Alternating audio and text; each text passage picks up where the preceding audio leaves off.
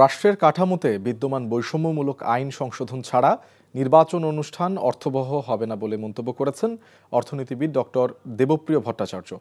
বাংলাদেশ চীন মৈত্রী সম্মেলন কেন্দ্রে একটি কার্যকর বৈষম্য বিরোধী আইন প্রবর্তন শীর্ষক নাগরিক সংলাপে তিনি এমন মন্তব্য করেন। ভিন্ন মতকে আঘাত করা বৈষম্য বিরোধী চেতনার পরিপন্থী বলেও মন্তব্য করেন নাগরিক প্ল্যাটফর্মের আহ্বায়ক এবং সেন্টার ফর পলিসি ডায়ালগের সম্মানিত ফেলো ডক্টর দেবপ্রিয় ভট্টাচার্য। অনুষ্ঠানে অ্যাটর্নি জেনারেল মোহাম্মদ আসাদুজ্জামান এবং নাগরিক সমাজের প্রতিনিধিরা ত্রয়োদশ জাতীয় সংসদ নির্বাচনে অংশ নেয়া প্রতিটি রাজনৈতিক দলের ইশতেহারে বৈষম্য বিরোধী আইন প্রণয়নের প্রতিশ্রুতি রাখার আহ্বান জানান।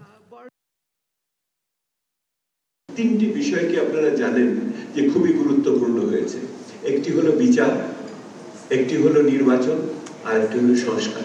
যদি আমরা চাই নির্বাচন, তাহলে অবশ্যই এই সর্বজনীন বৈষম্য বিরোধী আইনের প্রয়োজন প্রবর্তন। এই আইনের প্রবর্তন আমার নির্বাচনের ক্ষেত্রে একটি বাতাবরণ পরিবেশ সৃষ্টি করবে। আমরা বৈষম্য বিরোধী কথা বলবো, কিন্তু কোনো বৈষম্য নিয়ে কথা বলবো আর কোনো বৈষম্য নিয়ে কথা বলবো না, এটা তো হতে পারে না।